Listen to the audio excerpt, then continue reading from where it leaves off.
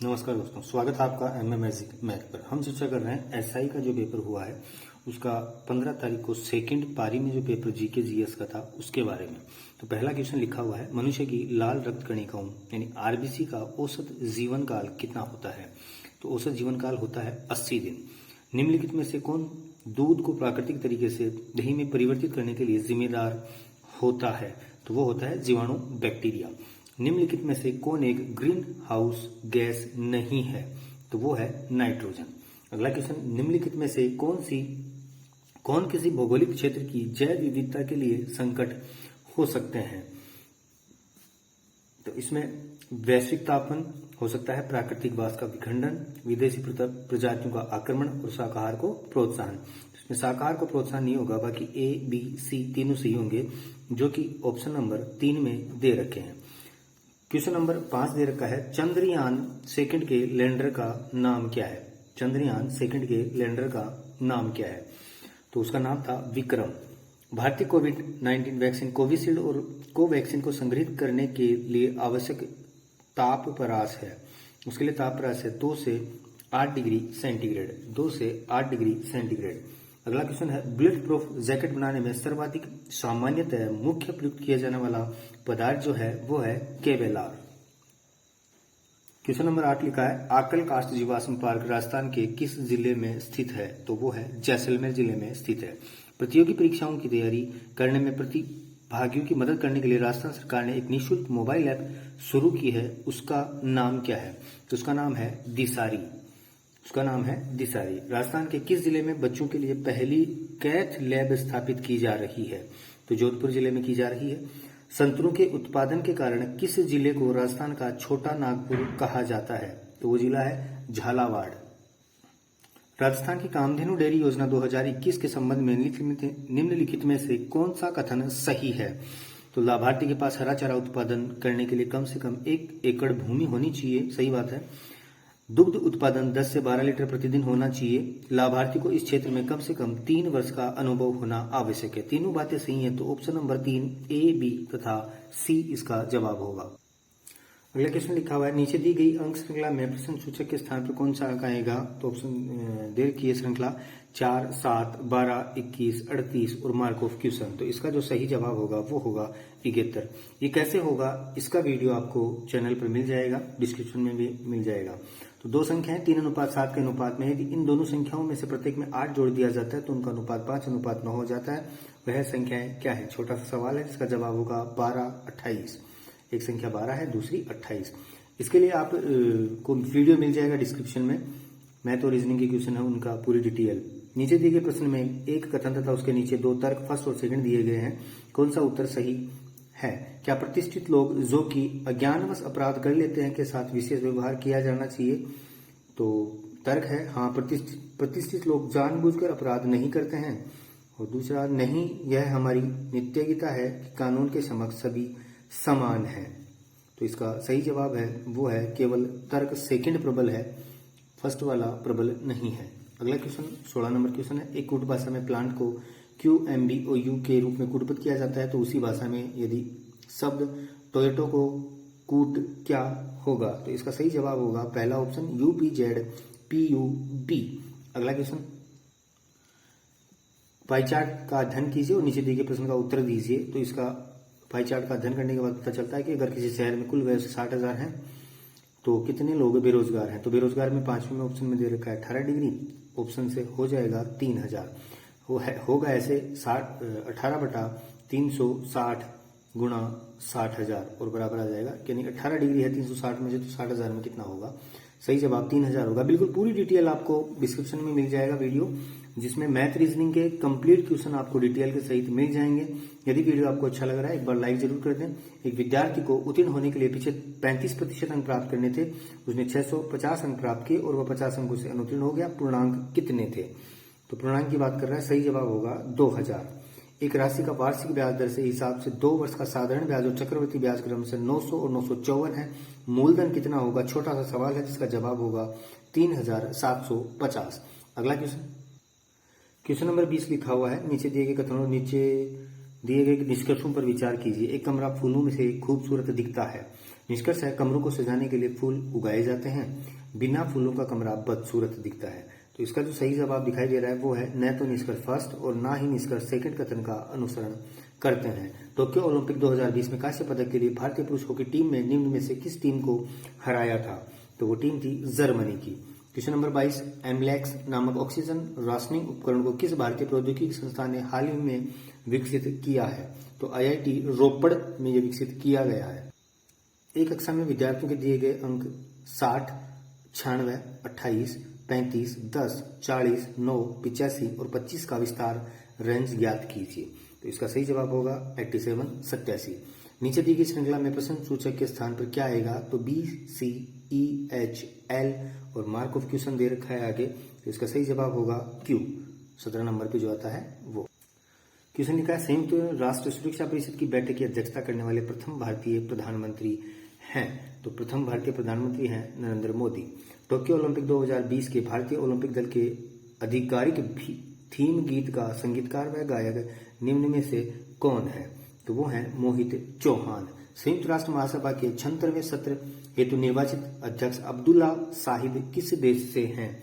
तो वो हैं मालदीव से। अगला क्वेश्चन 28 नंबर क्वेश्चन है किस भारतीय संगठन संस्थान ने एक नई योजना फास्टर प्रारंभ की है? तो वो है भारत का कहां पढ़ दिया? किस भारतीय संगठन संस्थान ने एक नई योजना फास्टर प्रारंभ की है? तो बिल्कुल भारत का सर्वोच्च न्यायालय। जुलाई 2021 में आयोजित हुई 7वीं ब्रिक्स श्रम और रोजगार मंत्रियों की बैठक की अध्यक्षता किस देश ने की? तो वो की थी भारत ने। भावना जाट राजस्थान के खिलाड़ियों में से एक जिसने टोक्यो ओलंपिक 2020 में भाग लिया राजस्थान के किस जिले से है? तो वो राजस्थान के राजसमंद जिले से है। राजस्थान के सांसद भूपेंद्र यादव को जुलाई 2021 में केंद्रीय मंत्रिमंडल में किन मंत्रालयों का प्रभारी बनाया गया है? तो वो है कानून में न्याय नहीं, पर्यावरण, वन एवं जलवायु परिवर्तन, श्रम और रोजगार। तो इसका जो सही जवाब होगा वो होगा केवल बी और सी।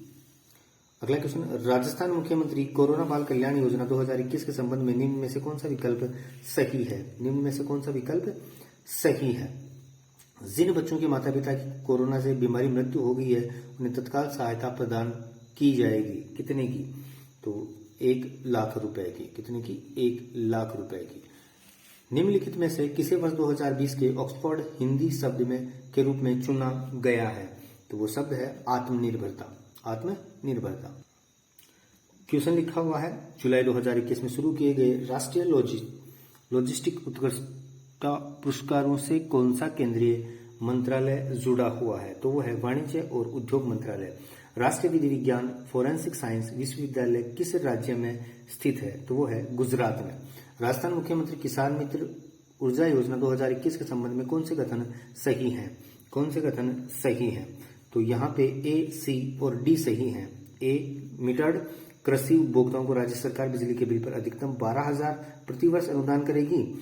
और सी था इस योजना का लाभ मई 2021 में प्रारंभ हो जाएगा। और डी, केंद्र या राज्य सरकार के कर्मचारी व आयकर देने वाले इस योजना के तहत कृषि उपभोक्ता अनुदान के लिए पात्र नहीं होंगे।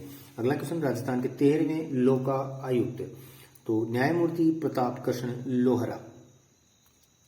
उन महाराणा का क्या नाम था जो केसरी सिंह बारेट की चेतावनी चुंगटिया से इस कदर प्रभावित हो गए थे कि उन्होंने दिल्ली दरबार के लिए अपनी यात्रा रद्द कर दी थी? तो वो थे महाराणा फतेह सिंह। अक्टूबर 1857 में विद्रोह के समय कोटा में अंग्रेज पॉलिटिकल एजेंट कौन था? तो वो थे मेजर बर्टन। जयपुर स्थित हवा महल का निर्माण किसने करवाया? तो वो थे सवाई प्रताप सिंह। बणिठणी चित्र के चित्रकार का क्या नाम था? बणिठणी के चित्रकार का नाम था निहाल चंद। राव जोधा ने किस वर्ष में जोधपुर नगर की स्थापना की? तो 1459 में, 1459। राजस्थान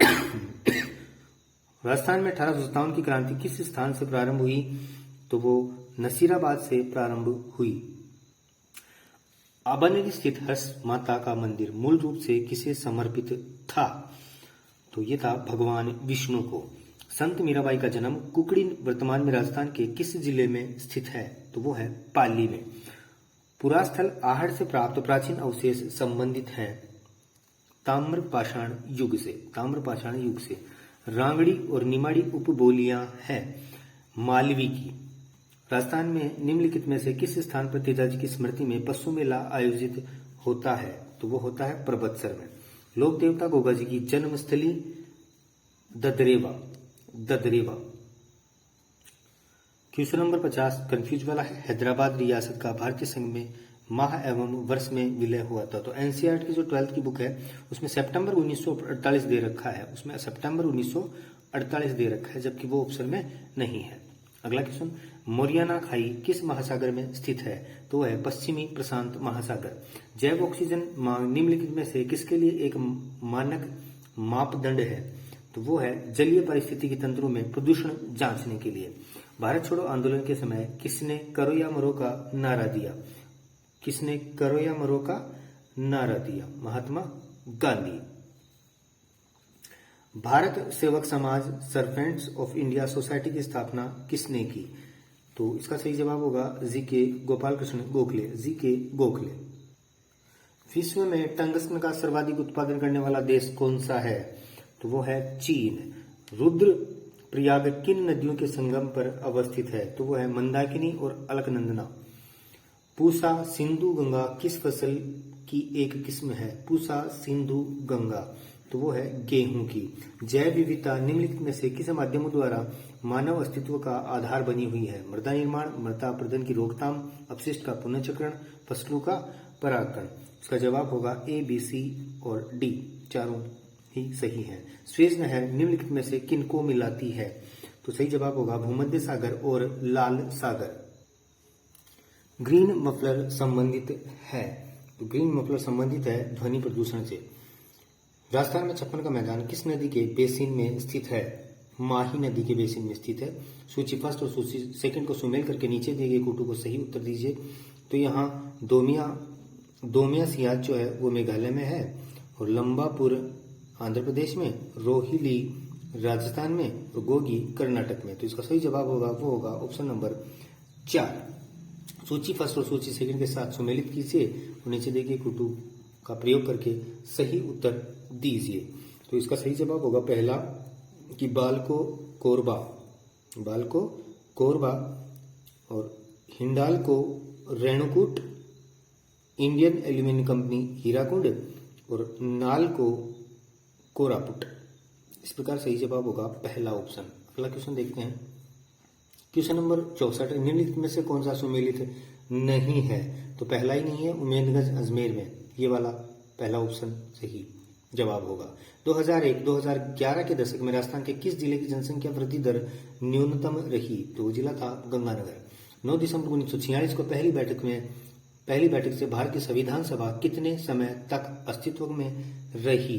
तो इसका जो सही जवाब है वो है 3 वर्ष 1 माह 16 दिन। चंबल नदी पर बने हुए निम्नलिखित बांधों में से कौन से राजस्थान में स्थित हैं?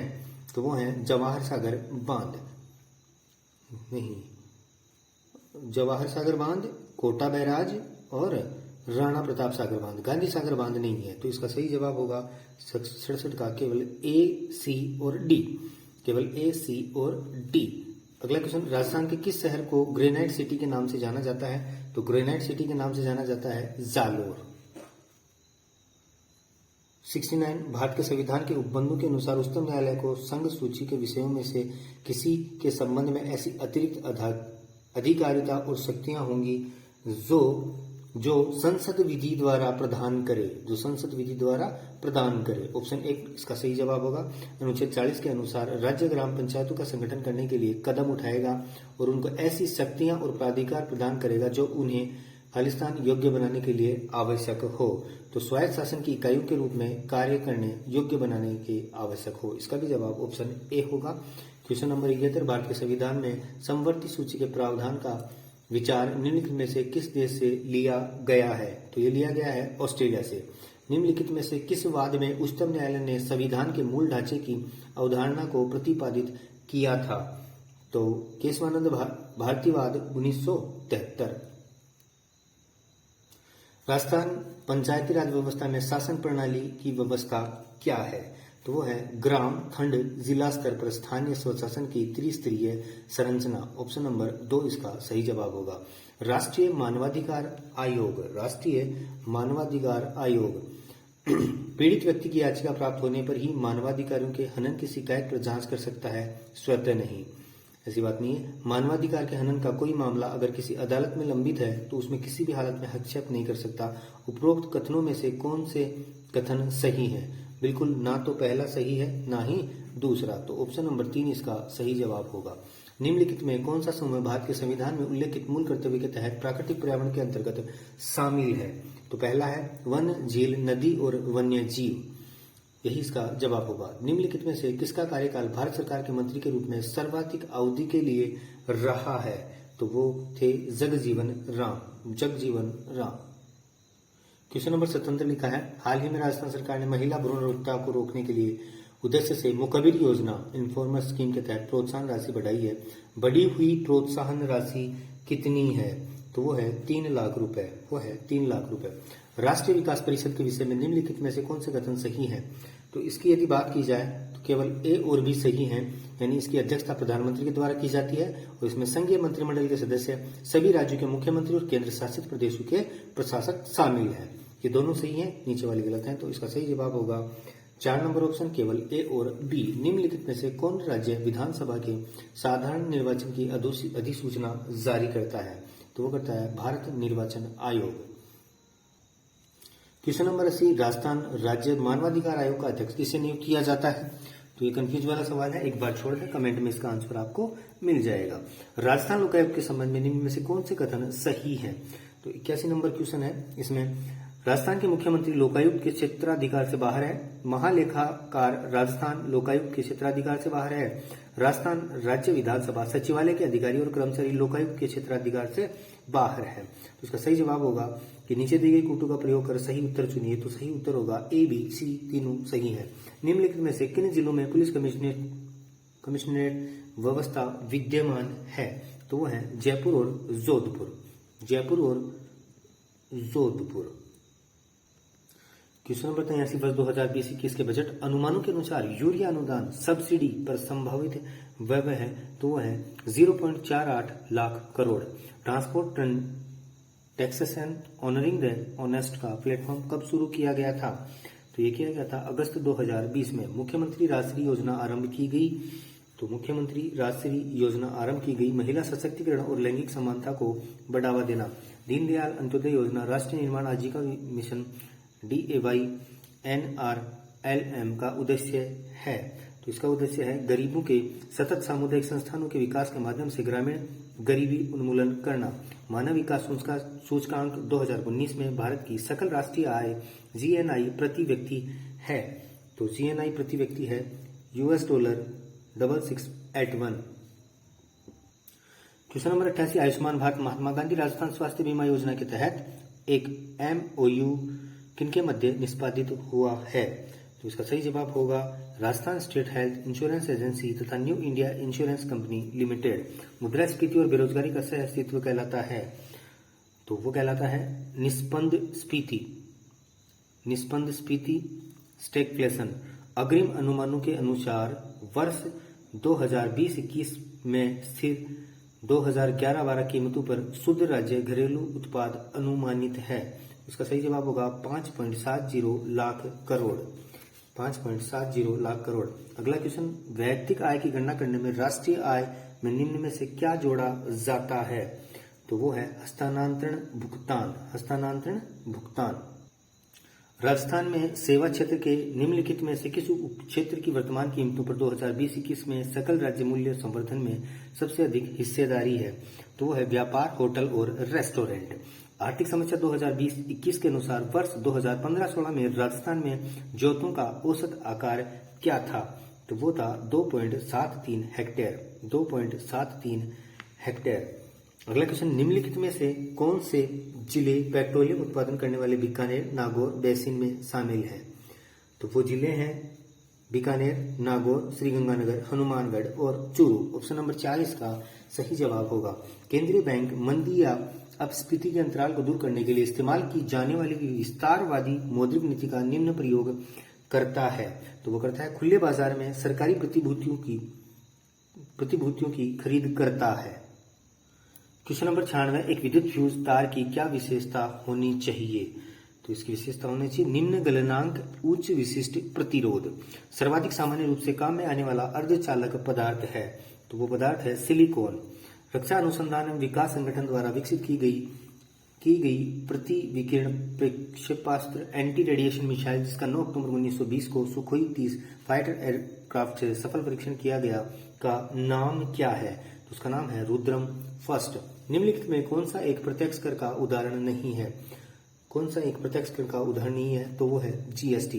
राजस्थान में इंदिरा महिला शक्ति निधि योजना कब प्रारंभ की गई? तो ये की गई थी 18 दिसंबर 2019 को। यदि आपको वीडियो अच्छा लगे लाइक करें, कमेंट करें और शेयर कर दें ताकि जिनको जरूरत है वहां तक पहुंच गए। धन्यवाद। जय हिंद।